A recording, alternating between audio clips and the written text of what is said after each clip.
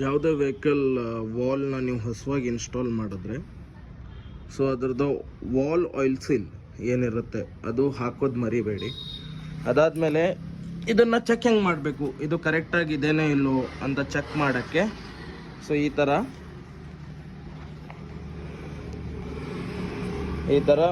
Petrol ಬಿಡಬೇಕಾಗುತ್ತೆ. ಇದರಲ್ಲಿ ಇಲ್ಲಿ ನೋಡ್ಬೋದು ನೀವು, ಇಲ್ಲಿ ಹೋಲ್ ಇದೆ, ಇದು ಎಕ್ಸಿಟ್ ಹೋಲ್, ಇದು ಕಾರ್ಬೊರೇಟ್ರಿಗಾಗುತ್ತೆ ಇನ್ಲೆಟ್ ಹೋಲ್. ಸೊ ಈ ಥರ ಇದನ್ನು ಪೆಟ್ರೋಲಿಂದ ಫಿಲ್ ಮಾಡಿ, ಸೊ ಈ ಥರ ಇಲ್ಲಿ ನೋಡಿ, ಈ ಥರ ಫಿಲ್ ಆಗಿದೆ ಪೆಟ್ರೋಲು.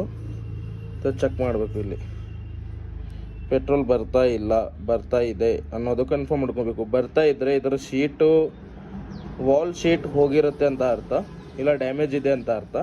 ಇಲ್ಲಿ ಪೆಟ್ರೋಲ್ ಇವಾಗ ನೋಡಿ, ನಾವು ಆಲ್ಮೋಸ್ಟ್ ಒಂದು 15 ಸೆಕೆಂಡ್ ಆಗಿದೆ, ಆದರೂ ಪೆಟ್ರೋಲ್ ಲೀಕ್ ಆಗ್ತಾ ಇಲ್ಲ. ಸೊ ಇದರ ಅರ್ಥ ಇದೇನಾಗಿದೆ, ವಾಲ್ ಕರೆಕ್ಟ್ ಆಗಿದೆ.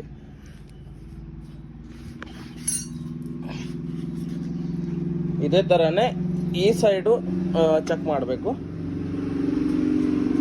ಸೊ ಈ ಥರ ಫ್ಯೂಲ್ ಹಾಕೊಂಡ್ಬಿಟ್ಟು, ಸೊ ಪೆಟ್ರೋಲ್ ಇರುತ್ತೆ ಒಳಗಡೆ, ಸೊ ಈ ಥರ ಪೆಟ್ರೋಲ್ ಹಾಕೊಂಡ್ಬಿಟ್ಟು ಇಲ್ಲಿ ಚೆಕ್ ಮಾಡಬೇಕು. ಇಲ್ಲಿ ನೋಡಿ, ಇಲ್ಲಿಯೂ ಪೆಟ್ರೋಲ್ ಬರ್ತಾ ಇಲ್ಲ, ಯಾವುದೇ ಆದಂಥ ಪೆಟ್ರೋಲ್ ಬರ್ತಾ ಇಲ್ಲ.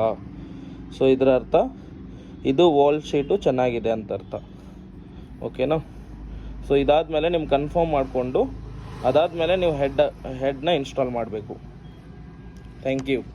ಇದೇ ಥರ ವಿಡಿಯೋ ಸಬ್ಸ್ಕ್ರೈಬ್ ಮಾಡಿ, ಲೈಕ್ ಮಾಡಿ, ಶೇರ್ ಮಾಡಿ, ಕಮೆಂಟ್ ಮಾಡೋದು ಮರಿಬೇಡಿ. ಇದೇ ಥರ ಯಾವುದಾದ್ರೂ ಇನ್ಫಾರ್ಮೇಟಿವ್ ನಿಮಗೆ ಟ್ರಿಕ್ ಬೇಕಾಗಿದ್ದರೆ, ಕನ್ಫರ್ಮ್ ಮಾಡೋಕ್ಕೆ, ನೀವು ಮಾಡಿರೋ ವರ್ಕ್ ಜಾಬ್ ಡನ್ ಮಾಡೋಕ್ಕೆ ಯಾವುದಾದ್ರೂ ಟ್ರಿಕ್ ಬೇಕಾಗಿದ್ದರೆ ಕಮೆಂಟ್ ಮಾಡಿ ತಿಳಿಸ್ಕೊಡ್ತೀನಿ. Thank you so much.